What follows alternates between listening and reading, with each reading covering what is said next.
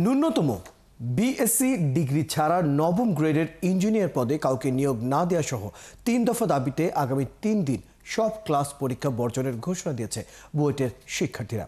শনিবার রাত 11টার পর বুয়েট কেন্দ্রীয় শহীদ মিনার থেকে বিক্ষোভ মিছিল বের করে শিক্ষার্থীরা।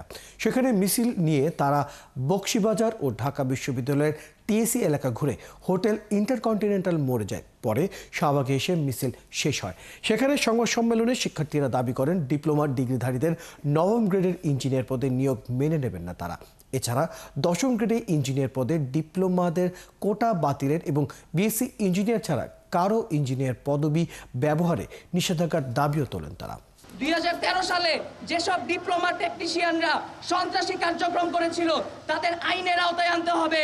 দশম গ্রেড থেকে নবম গ্রেডে 33% প্রমোশন দেওয়ার পরও যেসব ডিপ্লোমা টেকনিশিয়ানদের ভারপ্রাপ্ত বা চলতি দায়িত্ব দেওয়া আছে সেগুলো অনতিবিলম্বে বাতিল করে শূন্য পদের বিপরীতে নিয়োগ বিজ্ঞপ্তি দিতে হবে।